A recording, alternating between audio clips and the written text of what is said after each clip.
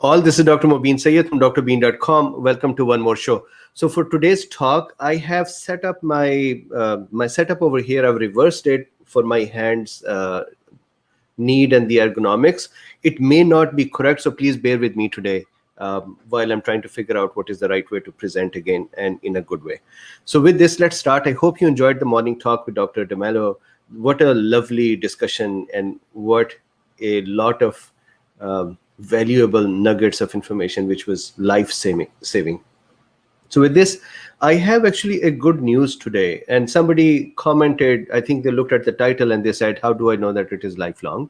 And how can we know that this is lifelong? So the good news, I think this is the best news so far in the pandemic. And that news is that the researchers have found out that the protection through antibodies, that is humoral response to SARS-CoV-2, can live on for lifetime.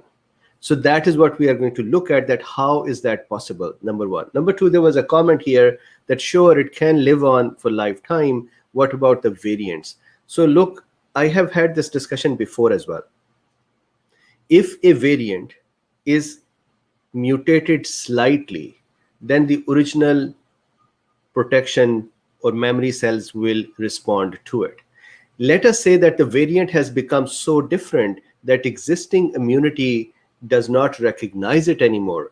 That means for our body, it is a new infection and our body would handle it as a new infection. Will that become a SARS-CoV-3 pandemic? Yes.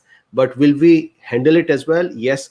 Yes, we are getting a lot of damage. I think we would have a similar damage again if it becomes so different that all of our immune systems, infected, recovered, vaccinated, and all that, if all of our immune systems just refuse to look at that and recognize it, that would mean a new pandemic. But so far, the changes that are being seen in the mutants are in fractional basis. So these are not yet reaching a point where we can say that this is SARS-CoV-3. You will know when the SARS-CoV-3 will occur. Before that, please don't be worried. So let's start our discussion. So my computer, I've moved it this way, and the drawing pad I've moved here. So my gestures are going to be different. I'll see what happens. So please, once again, forgive me if it does not look very optimal. So first thing here, this is drbeen.com. And somebody was asking, I think Trillium was asking that where are the Ivermectin Man t-shirts. So these have been out there for a few months now, but somehow those do not appear under the YouTube. I would see how to change that. But if you go to this on Teespring, and if you go to the Dr. Bean store there, you would see, if you continue to scroll, unfortunately, all the way to the bottom, you would see here Ivermectin Man shirts. It makes me laugh every time. It just looks so funny because of the squinty eyes, but that's what the Ivermectin Man is. So it is there. So with this, here are the links to the study. This is an article about the study. So good article. I have the link in the description. This is the summary of the study, and I would discuss that first before looking at the study. And then this is the PDF of the study, which I would discuss as well separately.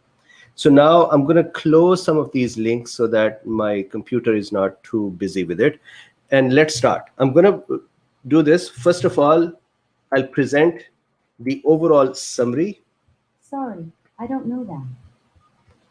So I'll present the overall summary, and after that, we will look at the study itself. So as you can tell, beautiful diagrams I have for you today. So we'll start from here. Apologies that it was not all set up before. So these are durable gifts for the humanity because we're looking for durable protection. And how does it work? Let's go for the summary first. Summary is this. In our bone marrow, or let me back up for a second. When durable immunity develops, that means memory B cells or memory T cells develop. There are two residences for these B cells to live. We want to focus on B cells, so I'm not going to talk about T cells here.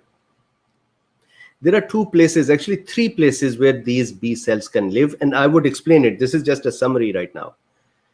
When a B cell is formed against a specific infection, it becomes either an active cell to fight with that pathogen right then and there, or it can become a memory cell. That memory cell can either live in lymph nodes, or it can go and live in bone marrow. And you can, I think, appreciate that filling lymph nodes with the memory cells would cause issues, because the lymph nodes would just continue to swell for the whole life of us. And that is what we don't want. We don't want to use them as a long-term storage, although there are memory B cells that live there for long-term. But we prefer that they go to bone marrow and live there, and maybe 20 years later, if we need them, they can wake up and work. Memory cells can also live in the inflamed areas. What does that mean? For example, let's say I got COVID, and let's say I have inflammation in my lungs because of COVID. And let's say that is where the B cells are now functioning, or the nearby lymph nodes is where they are functioning. Those B cells, the memory cells, can actually live in the inflamed tissue as well for a long time. So three places for them to live. Now, what is the lifelong place? Where do they reside forever? That is the bone marrow. So researchers here found that there are B cells, which are memory B cells, against the SARS-CoV-2 after a natural infection and recovery after 11 months. And these cells were living in the bone marrow, which then tells them, so they then did the markers on them and figured out what these cell types are. And that told them that these are the kind of cells that live on for lifelong. So there is a potential possibility of lifelong improvement or protection after the infection. This is another thing that I had been talking about, that I cannot fathom that the humoral response would just be for 2-3 months. Remember, we went over some studies. So let me back up for a second. The summary is done. This is a summary that we have a potential protection by the humoral response system for life against SARS-CoV-2, which also means protection from created because of the natural infection, or protection created by vaccine. Both ways, the lifelong protection will become available. That means this idea of, there is just 2 or 3 months. So now I'm going to go into detail and discuss it. We did a study discussion a few months ago where the authors, researchers had said that, hey, the immunity or the antibodies are increased for 2-3 months and then they start declining. Although that is not a new thing. And I had said, I remember in that talk, I said, researchers are acting and media is acting as if the science is all new. This is not new science. This is old science. So, all right. So somebody's done. Now let's talk about the actual study and what did they find. So here, let me just walk through this. And once again, my apologies if I look really weird with this new posturing, and I may have to change this as well. But look, here is a vertebra. A vertebra is some place where bone marrow is. Flat bones, for example, clavicle has bone marrow, vertebra has bone marrow, ribs have bone marrow. There is some bone marrow in the long bones as well. So here is a vertebra. If you cut the vertebra, inside is bone marrow. In that bone marrow are, of course, bone marrow or blood-making cells and white blood cells and other cells that are being formed there. In addition to them, there are these tiny little sleeping monsters. I really love these little sleeping cells. They are sleeping there. They are memory cells. They would sleep there for decades, sometimes throughout our life. And they would provide protection against the pathogen that they recognize. And this is the quiescent.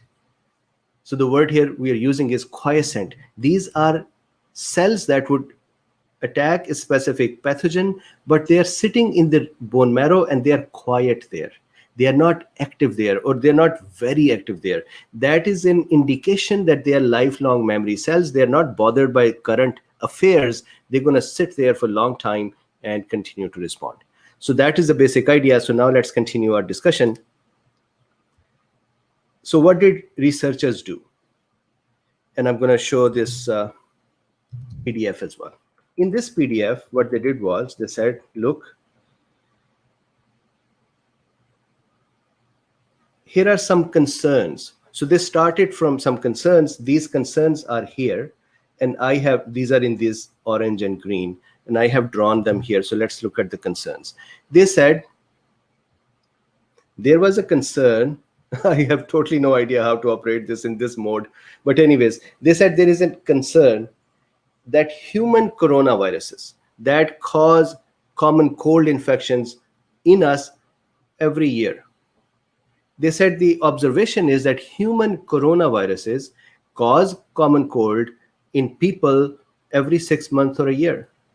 That means our body cannot mount a lifelong response to them. Otherwise, they will not be able to reoccur every year. So they said that is one problem based on which people are worried that SARS-CoV-2 would also not have lifelong protection. Then the second concern was that there were studies, and I remember discussing those studies with Cool Beans. The second concern they have is that there are studies that said that after the infection, in the first 2-3 months, the antibody titers kept going up. Then they declined sharply in the 4th month, for example, and then they went down to a baseline. This study, I remember at that time, media became very upset that, hey, we have a short-term response, and the researcher said, look what we found. This was all, I remember saying at that time that this is a natural thing. Why this is natural?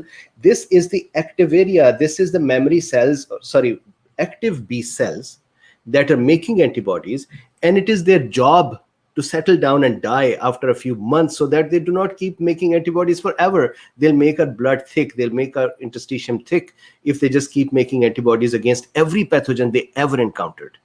So they are wise cells. They say, fine, we have killed the pathogen. We have removed it. Now we provided an additional 2 or 3 months of protection. And now the antigen is not there anymore. We should now settle down. We should die and not continue to work anymore. But this was a concern that, hey, is the immunity really for 2 or 3 months?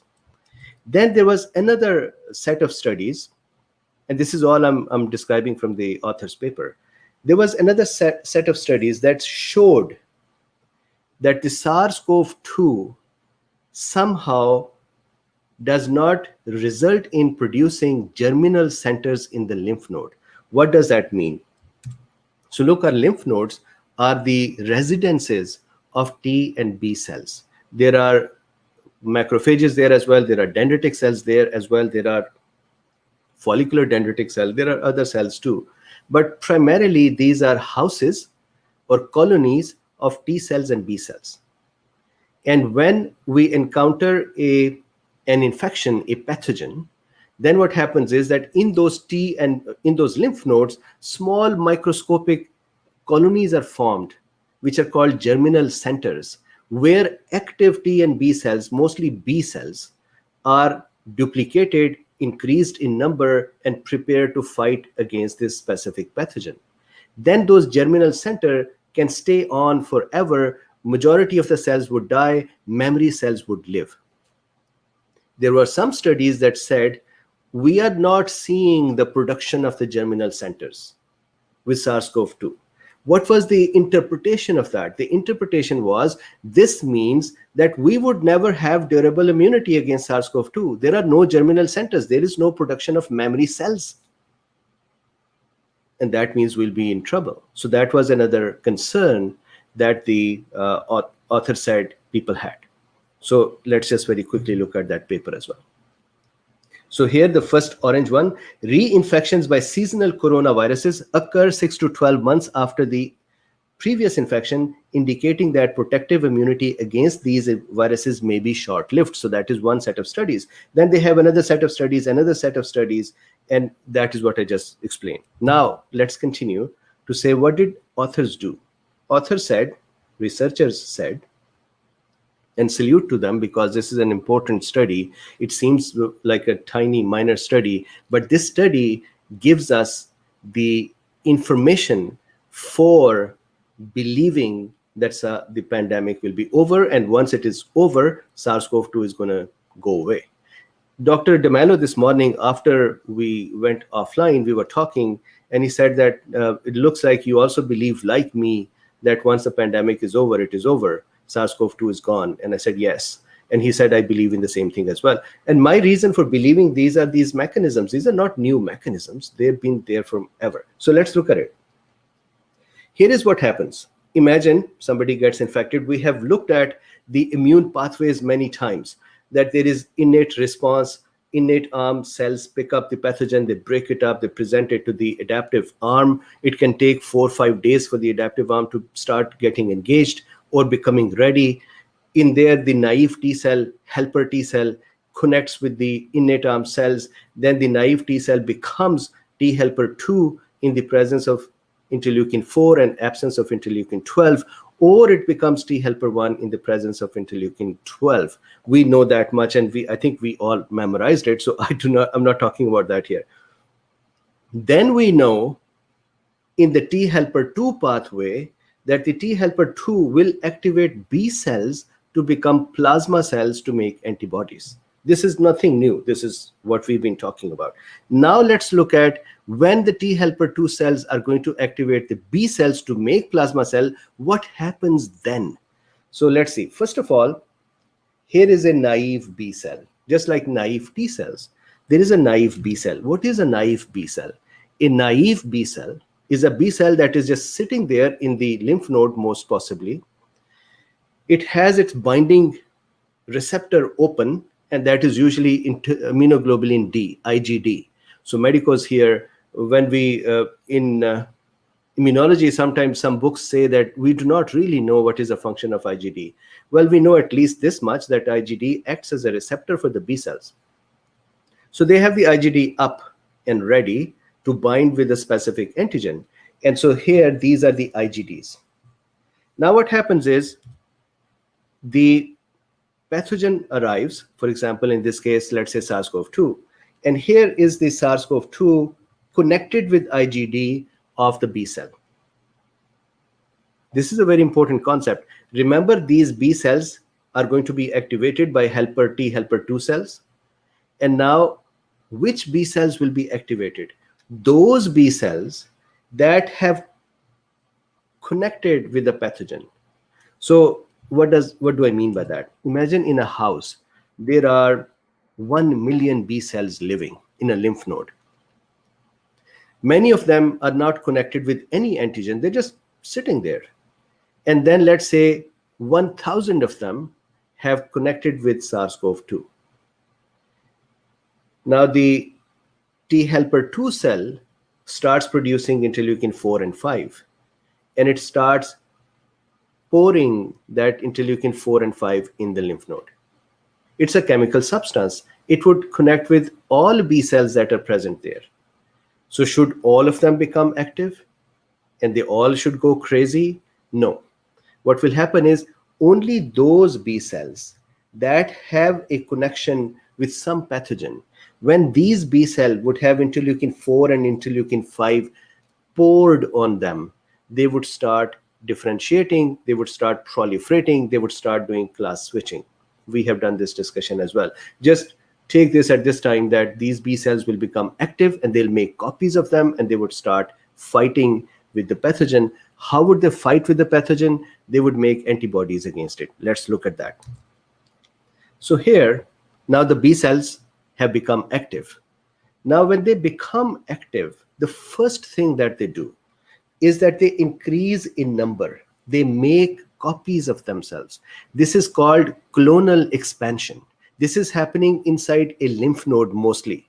It can happen outside as well, but majority of the time this is happening inside a lymph node. So how did the cell, innate arm cells, tell inside a lymph node to a B cell or a T cell to work? Well, let's say I have infection in my throat. Macrophages over there and dendritic cells over there will pick up the pathogen, break it up, run towards the lymph node, go to the lymph node, through the lymph, And inside the lymph node, they would go and present it to T cells and B cells, and then the remaining pathway that we've been discussing would happen. So now we are talking inside the lymph node. This all is happening inside the lymph node. So now what's happening is that these B cells are increasing in number. This is the rule in our body. We do not store things in big numbers. Otherwise, we'll just keep swelling up for our whole life and become giants at the end of the day. But we just make what is needed, use that, and then destroy it. That is how we keep ourselves in a slim, nice format. So clonal expansion occurs, B cells increase in number. Now these B cells that have increased in number, they are fighters. We need to train them. We need to test them to make sure that they would fight correctly. Just like when a virus is replicating in our body, it creates variants. Similarly, when we replicate cells, they can create variants as well, and some of them might not function correctly. Some of them would become incorrect and pathological and create autoimmune diseases. And some of them will be correct and they would function correctly. So now we have created a pile of B cells in our lymph node. Our lymph node is hurting. We are saying, what the heck, this lymph node is swollen. That is because we are making T and B cells there. Now we need to test these B cells. We need to do quality control. So how do we do the quality control on them? Inside the lymph nodes, we're still there. There are cells sitting there. There are cells like T cell. There are follicular dendritic cell. I always find follicular dendritic cell to be very cute cells. I think that they have some love affairs going on. What they do is they pick up follicular dendritic cell, FD cells, FDCs. They pick up the antigen. In this case, let's say they catch a SARS-CoV-2. Then they present that to a B cell like a flower, like a person who loves another person picks up a flower and gives it to their beloved and say, hey, here is a flower. Similarly, this follicular dendritic cell will catch a pathogen, SARS-CoV-2, and present it to a B cell and say, hey, check this out. And what would happen is that B cell, I want to make sure that my mic is working and everything is working. So give me 1 second. This setup makes me a little nervous. Okay, so okay, so it looks like you are able to hear and see me. Okay, very good. So here, this follicular dendritic cell is presenting, it is catching pathogens and presenting them to B cells to say, hey, train yourself, check it out. So this is actually training going on, plus selection goes on. Selection means those B cells that will not work here, that means they're damaged and we would kill them. The same way like viruses, for example, SARS-CoV-2, when it is replicated, there are going to be daughters of the virus that are normal. They would be kept. There are daughters that would be disabled. They will die. And then there are daughters that would be more aggressive. They are the variants that would try to get out and go into the other people. Similarly, whenever replication happens, whenever duplication occurs, errors occur as well. So now we are training them and we are selecting from them the good ones. What happens to the remaining, the ones that do not work correctly? They are killed. So here, there are some dead B cells sitting there as well. And there are going to be some dead T cells as well. Why are they dead? Because they did not react correctly to the pathogen. Either they overreacted, just like the variants in the virus case. The B cells can overreact as well, or T cell can overreact as well, and they can have a propensity to create autoimmune diseases and attack us instead. So we try to kill them before they become mad. So here is a B cell that reacted incorrectly and it has been killed. So that is how is it killed? We simply tell the cell to cause apoptosis, or we tell the cell that, hey, you're not a good cell, just kill yourself. And the cell would start the suicidal mechanism inside, destructive mechanism inside, and destroy itself. So that is apoptotic cell. That's a dead B cell. Then there is going to be differentiation. So if you see here, this is where a good B cell was formed. And we told that B cell that, hey, good, we love you. You are doing a good job. Go and start making antibodies. Now this B cell would start making IgM antibody. Then we would tell it by pouring interleukin-4 on it and we'll say, hey, you should class switch. You should change your antibody type, and from IgM go to IgG and go to IgE and IgA and so on. So that is the differentiation and class switching that would happen. And the plasma cells, active B cells, they look like pregnant cells because their cytoplasm is filled with tiny antibodies that they would release and secrete. So they are active B cells, and they're called plasma cells. So these plasma cells would start reacting immediately. So they are active fighters. They are the one who are protecting us at the time of acute infection. Okay, then what else would happen? Out of these B cells that are active, that are working, that are good, we would create memory cells from there. These active B cells would function for a few weeks to months, and they would be then killed. While they are functioning, we would have a peak, we would have a spike in the antibody titers. When they would be dead, then the antibody titers will go down, and then even after going down, the antibody titers do not go down to zero. They usually go down to fractional amounts. Those fractional amounts are not produced. They are not produced by the active B cells. Instead, these are produced by memory cells. What are memory cells? Memory cells are copies of these good B cells that were fighting. However, these copies are told that, hey guys, you don't need to fight at this time. We want to save you for future. If this pathogen comes back again, we would like you to wake up, make copies of yourself, and attack the pathogen at that time.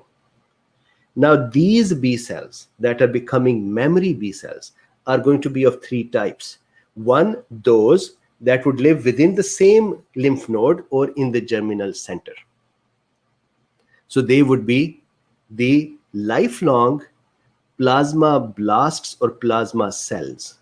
Most of the time, lifelong plasma cells will migrate out of the lymph node and go and live in the bone marrows.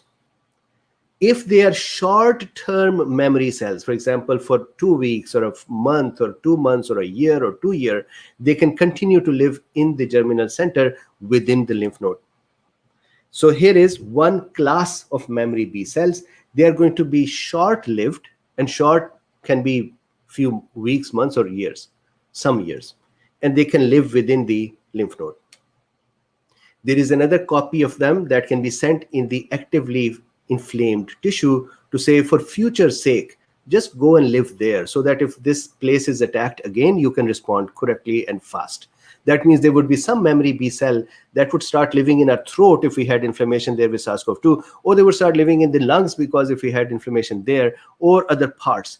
And that can also be the reason for the long hauling, that now the infection is gone, but these guys are sitting there and getting irritated and continuing to create long haul symptoms.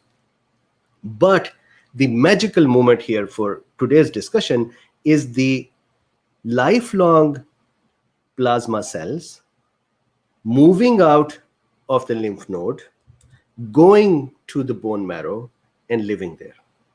Once they go to bone marrow, there they can live for very long. They can live for decades. They can live till the end of our life. And they can just sit there.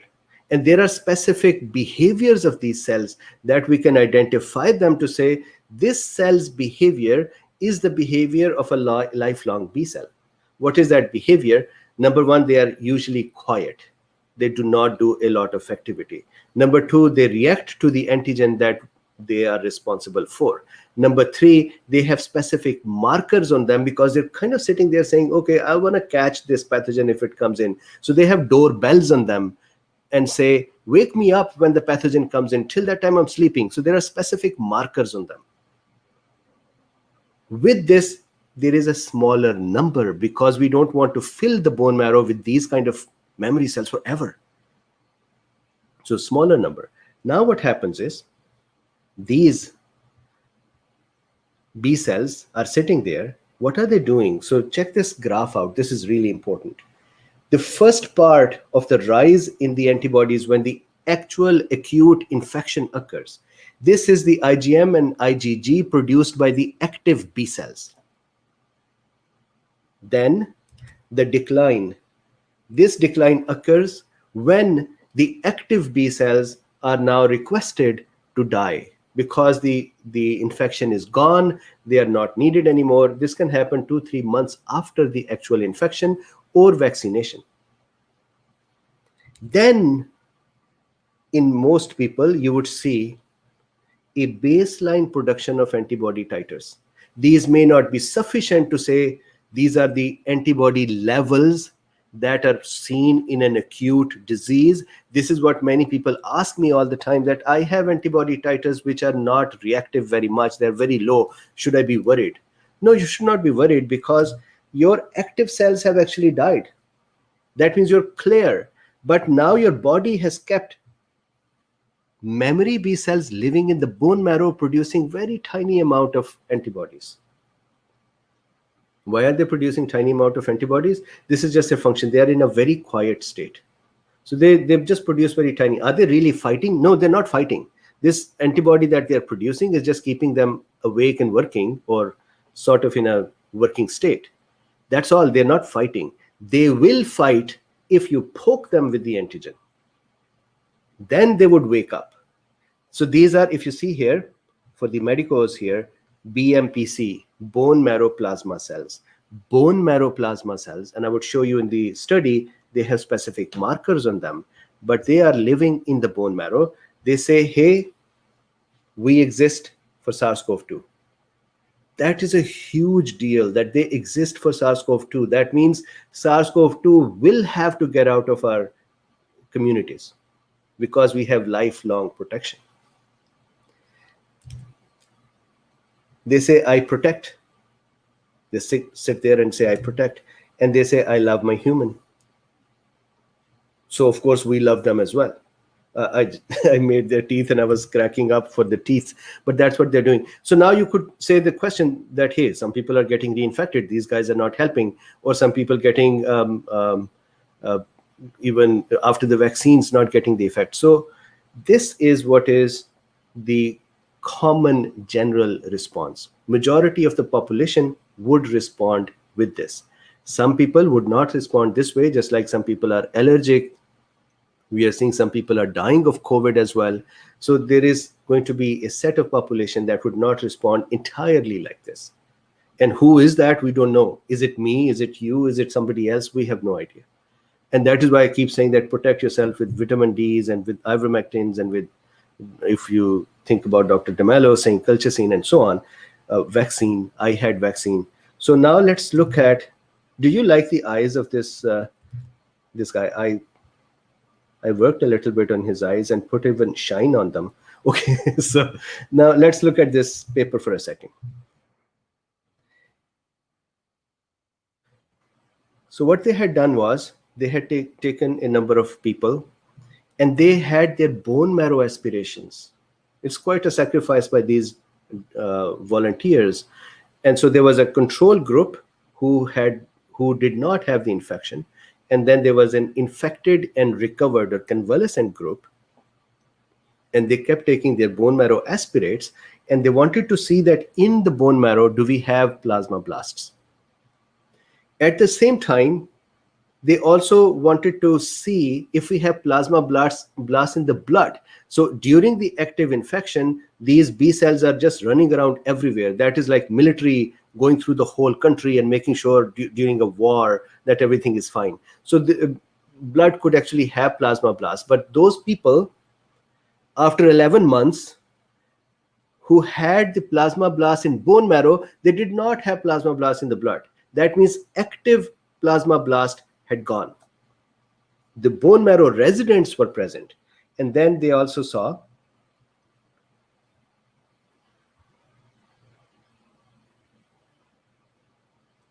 look at this.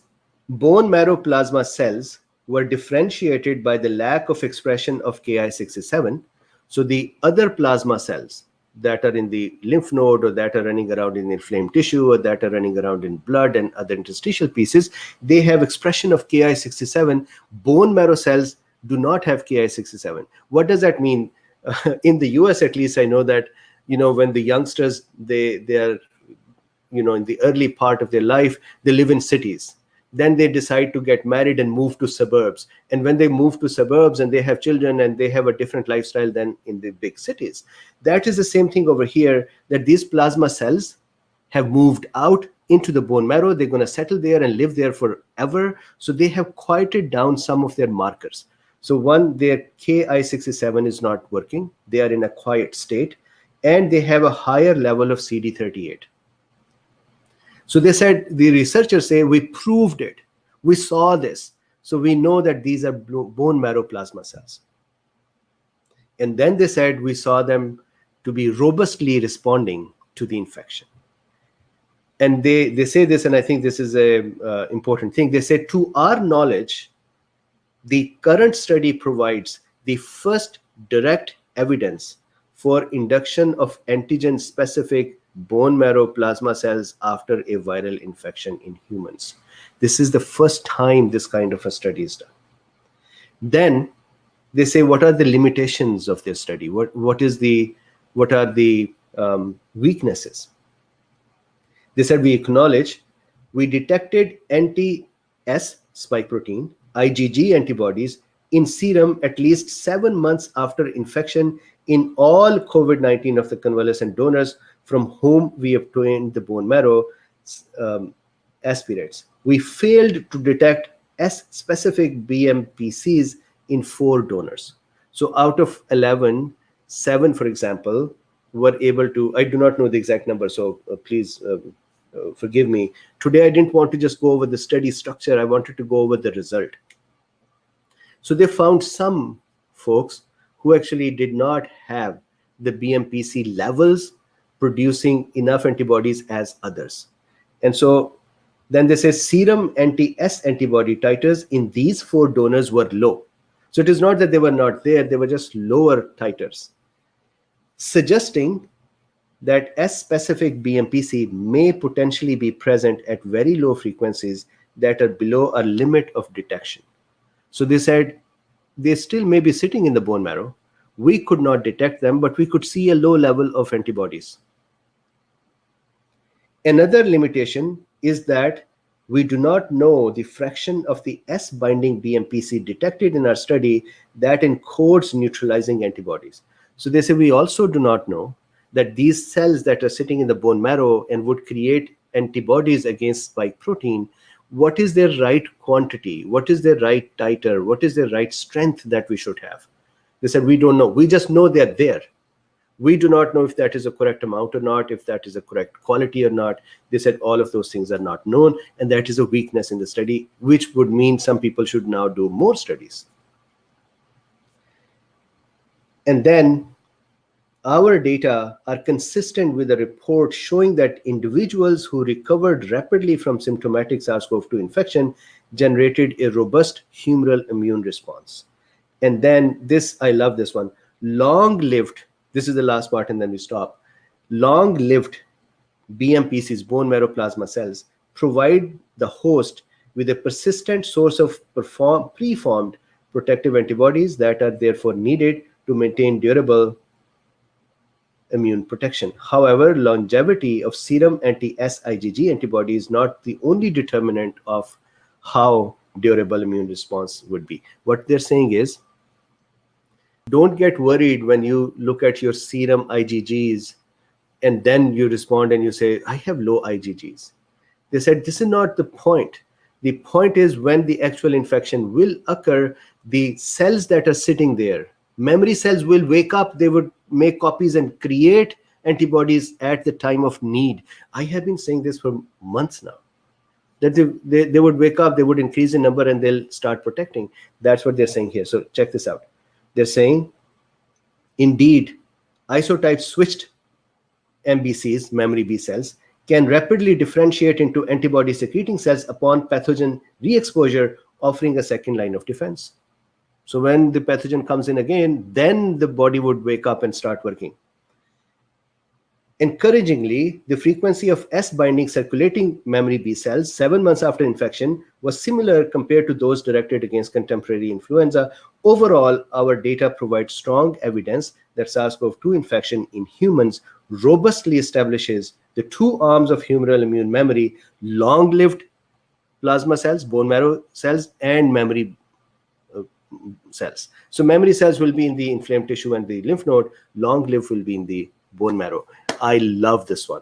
So because of this, now winding down, I just want to then do this, which I usually do not do it. I want you to look at the people who have done this study. So here we have Turner, Department of Pathology and Immunology, Washington University School of Medicine, St. Louis, MOUSA. And then you can see the others. These are the folks who have done this study. Beautiful news. I think this is the most important news that we have for this pandemic. So with this, thank you very much for watching. Please like, subscribe, and share. There are some links in the description as well if you would like to support this work, and if you would like to support this work for others as well, then you can become a patron as well. So thank you very much, and I'll see you in a few minutes in Chit Chat.